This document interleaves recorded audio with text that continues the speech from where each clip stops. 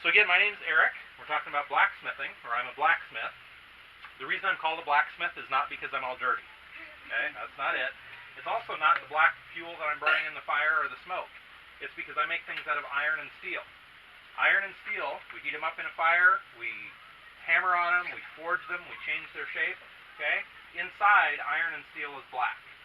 Now, on the outside, it might get rusty. We could paint it, we could do other things to give it color, but inside, iron and steel is black. So that's why I'm called a blacksmith. Okay? If I made silver jewelry, I'd be a silversmith. Or if I made tin cups and saucers, I'd be a tinsmith. But it's the iron and steel that gives me the name blacksmith. Anybody know what the fuel is that I'm burning in my fire here? Coal. Coal, very good. What is coal? Where does it come from? How's it made? Mines. Comes out of mines. Yeah. Anybody heard of fossil fuels? Yeah. Well, if we believe science that tells us the Earth is millions of years old, then million-year-old plants and animals. They died, they got covered up with dirt. Instead of rotting away, it compressed down and turned into coal over millions of years. Okay?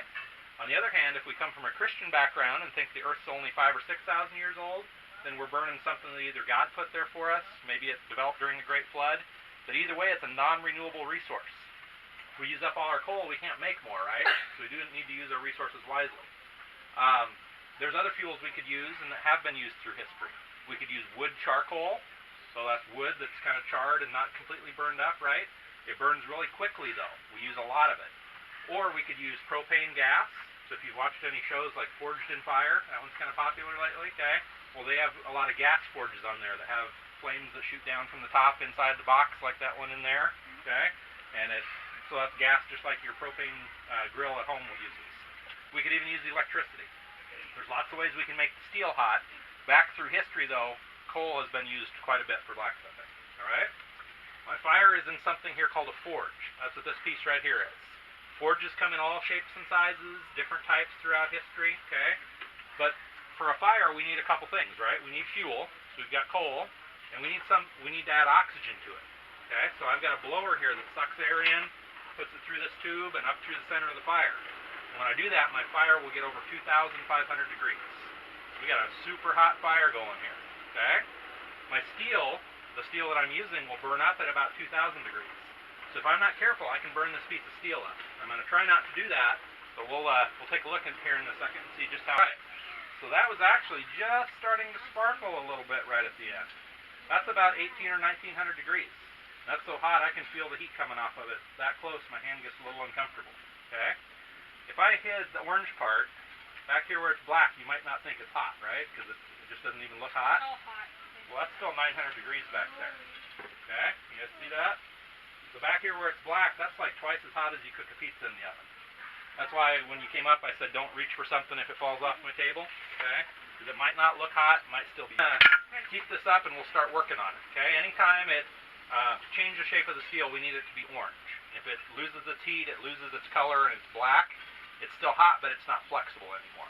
So anytime it loses that orange color, I'm going to heat it back up. We'll start working on a piece here and make something while we're talking. We talked about the fuel. We talked about the forge. What's this piece called? An anvil. And where have we seen one? Minecraft, right? Everybody plays Minecraft. Right here is an important piece of equipment for a blacksmith, okay?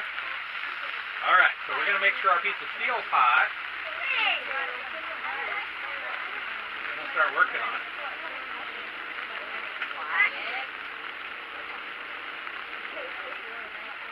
All right, let's start making something.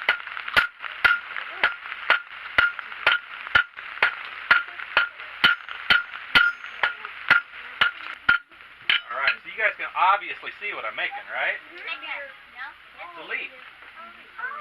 Can't you tell? No, not really? Yeah, I got a little more work to do, don't I?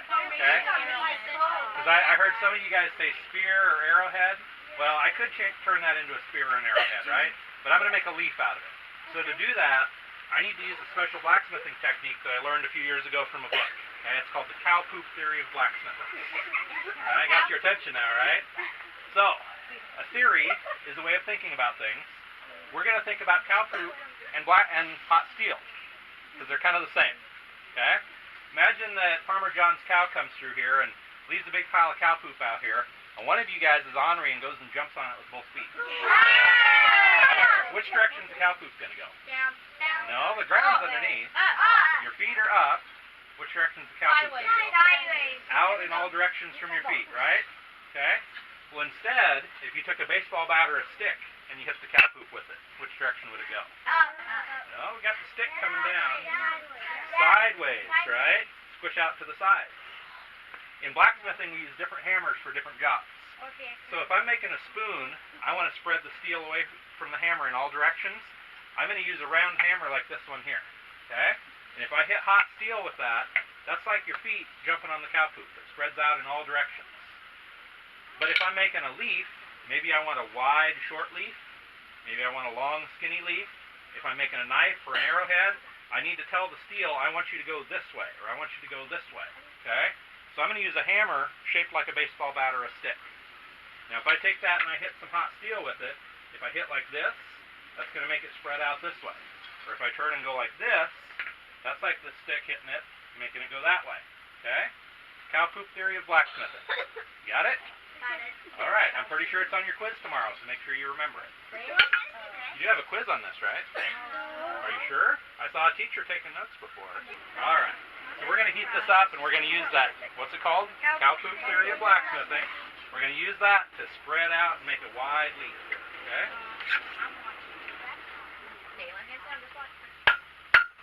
So here we go. Let's make it wide.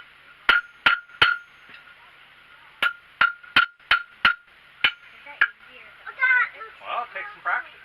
Just like anything, right? First time you tried to shoot a basket, you probably didn't make it, right?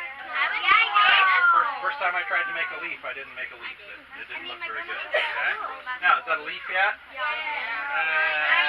Kinda. All right. More detail. That's right. More detail.